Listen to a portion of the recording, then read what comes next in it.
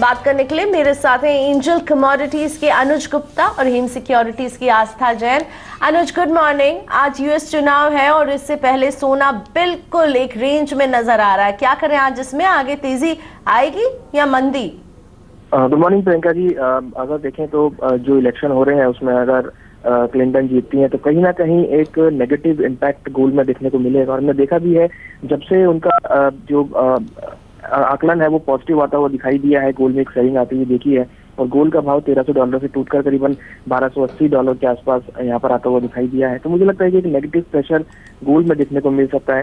हालांकि रिजल्ट जो है वो कल आएंगे, बट जो एक्सपेक्टेशन है उसके अकॉर्डिंग हमें लगता है कि गोल्ड में गिरावट का माहौल देखने को मिल सकता है। और अगर हम एमसीएक्स की बात करें तो एक्सपेक्टेड है कि नीचे भाव करीबन 29,900 तक और कॉमेक्स में करीबन $1275-70 तक लेवल देखने को मिल सकते हैं। अरे साथ में चांदी को आप अभी कैसे व्यू कर रहे हैं? और देखिए सिल्वर में भी अगर देखें तो कहीं ना कहीं एक नेगेटिव इम्पैक्ट देखने को मिल सकता है, मगर सिल्वर देखें तो नीचे बेस मेटल की तरफ से सपोर्ट लेता हुआ दिखाई दे रहा है, क्योंकि हमने देखा है कि बेस मेटल में काफी अच्छा आउट परफॉर्मेंस देखने को मिला है। तो हो सकता है कि चांदी गोल्ड के मुकाबले ज्यादा गिरावट ना दिखाए, क्योंकि हमने देखा है कि सिल्वर में नीचे करीबन $18 तक अच्छा सपोर्ट लिया है। चांदी में भी मुझे लगता है कि अगर भाव ऊपर की तरफ मिलते हैं तो ही बिकवाली करके चले, अदरवाइज मुझे लगता है कि चांदी में एक रेंज बनी रहेगी, ऊपर में करीबन 43,800 और नीचे करीबन 43,000। इस रेंज में मुझे लगता है कि चांदी मूव करती हुई दिखाई देगी। और मेरे साथ आस्था जैन भी जुड़ चुकी हैं हिम सिक्योरिटीज की। आस्था, बताइए आपका क्या व्यू है अभी एग्री कमोडिटी में? कौन सी कमोडिटी आपको पसंद आ रही है? Good morning Priyanka. पहली एग्री कमोडिटी मैं कपास खली में कॉल देना चाहूंगी। बेसिकली एनसीडीएक्स के दिसंबर फ्यूचर में सेलिंग की कॉल है। कपास खली की अगर हम बात करें तो जो इस बार जो प्रोडक्शन है वो काफी स्ट्रांग होने की वजह से यहाँ पे हमें दबाव देखने को मिल सकता है। पिछले साल के मुकाबले काफी स्ट्रांग प्रोडक्शन कपास का है, जिसकी वजह से कपास खली पे भी एक दबाव रहेगा। 1945 के स्तर पर सेलिंग की सलाह देना चाहूंगी, 1990 के स्टॉप लॉस के साथ 1892 के टारगेट के लिए। सेकेंड कॉल रहेगा बार्ले में। एनसीडीएक्स के नवंबर वायदा में बाइंग की सलाह देना चाहूंगी। बार्ले की बात करें तो बेसिकली दो इंडस्ट्रीज में इसका काफी ज्यादा डिमांड रहता है, एक तो बेयर मेकिंग इंडस्ट्री और दूसरा कैटल फीड इंडस्ट्री। और जो हमारा स्टॉक है, इंडिया का जो स्टॉक है बेसिकली वो अब काफी खत्म होता जा रहा है और जो स्टॉक भी बचा है वो सिर्फ कैटल फीड के काम में आने वाला है। इसीलिए डिमांड निकल के आ रही है बेयर मेकिंग इंडस्ट्री से इस कमोडिटी के लिए। प्रोडक्शन भी कम है। इंपोर्ट्स की बात करें तो इंपोर्ट्स आना चालू हुए हैं, तो यहाँ देखने की ये बात होगी अगर इंपोर्ट ज्यादा होते हैं तो ही दबाव हमें इस कमोडिटी में देखने को मिलेगा, लेकिन अगर इंपोर्ट्स यहाँ पे कम रहते हैं तो डेफिनेटली और ज्यादा हमें तेजी देखने को मिल सकती है। ऑल टाइम हाई पे ही कमोडिटी अभी ट्रेड कर रही है, इसीलिए बाइंग की सलाह देना चाहूंगी 1810 के स्तर पर 1790 के स्टॉप लॉस के साथ 1835 के टारगेट के लिए। अगर 1835 का टारगेट होता है तो गोइंग फॉरवर्ड 1850 तक के भी टारगेट यहाँ पे ट्रेडर्स लगा सकते हैं। ओके, सो बेहतर टारगेट्स के लिए जॉ में की नवंबर कॉन्ट्रैक्ट में खरीदारी की सलाह आस्था आपको दे रही थी, और एक इनकी तरफ से बिकवाली की सलाह है कपास खली में, वहां पर सेल की सलाह दे रही, कपास खली में दिसंबर कॉन्ट्रैक्ट में बेचने की सलाह। अनुज, कच्चे तेल में आज हम बेहद से फ्लैट देख रहे हैं, क्या करने की आप सलाह देंगे?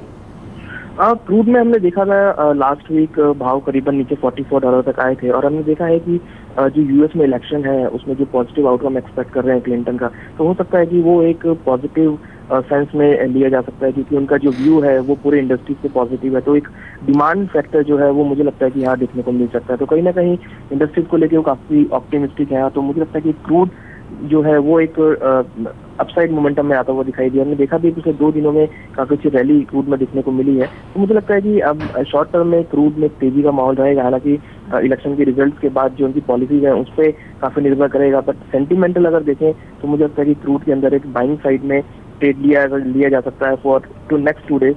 हालांकि विंटर सीजन भी है तो डिमांड फैक्टर भी यहाँ पे देखने को मिलेगा। तो मुझे लगता है कि लोअर लेवल्स बाइंग, साथ में पॉजिटिव आउटकम फ्रॉम इलेक्शन और साथ में विंटर सीजन, तो ये जो फैक्टर है ये मुझे लगता है कि क्रूड में पॉजिटिव रहेंगे। तो इंट्राडे के लिए हमें लगता है कि क्रूड में बाय करके चलना चाहिए। ऊपर अगर हम टारगेट वाइज देखें तो $46 नाइमेक्स में देखने को मिल सकते हैं और 3050 एनसीएक्स में भाव देखने को मिल सकते हैं। तो ओवरऑल मुझे लगता है कि इंट्राडे या 1 या 2 दिन के पर्सपेक्टिव से क्रूड में बाय इनिशिएट करके चल सकते हैं। और बेस मेटल्स में आपकी नजर कहाँ है अनुज? बेस मेटल में अगर हम देखें तो हमने देखा था कल निकेल ने काफी किया है जैसा हम एक्सपेक्ट भी कर रहे थे। हमें लगता है कि निकिल का जो एक स्ट्रॉन्ग रेजिस्टेंस हम टेक्निकल लैंग्वेज में देखें तो 740 का एक स्ट्रॉन्ग रेजिस्टेंस है वो मार्केट ने ब्रीच किया है और वॉल्यूम्स यहाँ बढ़ते हुए दिखाई दिए हैं। तो मुझे लगता है कि निकिल अब नेक्स्ट आउट परफॉर्म रहेगा बेस मेटल्स में आफ्टर जिंक और लेड के बाद में। मुझे लगता है कि निकिल में अभी भी बाय इनिशिएट कर सकते हैं। पोजिशनल तौर पर हमें लगता है कि निकिल में 800 रुपए तक के टारगेट देखने को मिल सकते हैं और किसी को अगर पोजिशन तौर पर काम करना है, और इंट्राडे में हमें लगता है कि 760 770 रुपए तक की रेंज देखने को मिल सकती है। तो ओवरऑल ट्रेंड निकिल में पॉजिटिव रहेगा। उसके बाद अगर हम देखें तो कॉपर में भी बाय इनिशिएट कर सकते हैं। तो ओवरऑल अगर हम देखें तो बेस मेटल एक पॉजिटिव टेरिटरी में ट्रेड कर सकता है। अच्छा जी, जीरे में को हम देख रहे हैं काफी भाग रहा है, फिर से 18,000 रुपए के पार चला गया है। क्या करने की सलाह होगी जीरे में? जीरे की बात करें तो एक्सपोर्ट डिमांड और डोमेस्टिक डिमांड दोनों ही इस कमोडिटी में काफी अच्छी बनी हुई है, जिसकी वजह से काफी अच्छी रैली हम ऑलरेडी देख चुके हैं। आज के सेशन में क्योंकि ये दबाव में ट्रेड कर रहा है, इससे शॉर्ट टर्म में सेलिंग की सलाह देना चाहूंगी। लेवल्स रहेंगे 17,900 के आसपास, स्टॉप लॉस रहेगा 18,100 का और शॉर्ट टर्म का टारगेट इसमें जो रहेगा वो 17,700 का रह सकता है। अनुज, रुपए में आपकी नजर कहां पर, किन लेवल्स पर है? देखिए रुपीज में देखें तो हमने देखा है कि 67 का जो स्ट्रॉन्ग रेजिस्टेंस है उसको बीट नहीं कर पा रहा है। हालांकि इंडियन रुपीज यहाँ पे थोड़ा सा स्ट्रॉन्ग होता हुआ दिख रहा है और साथ में इक्विटी मार्केट जो है वो भी आउट परफॉर्म करती हुई दिखाई दे रही है। तो मुझे लगता है कि इंडियन रुपीज एक रेंज में रहेगा, ऊपर में करीबन 67.10 और नीचे करीबन 66.60।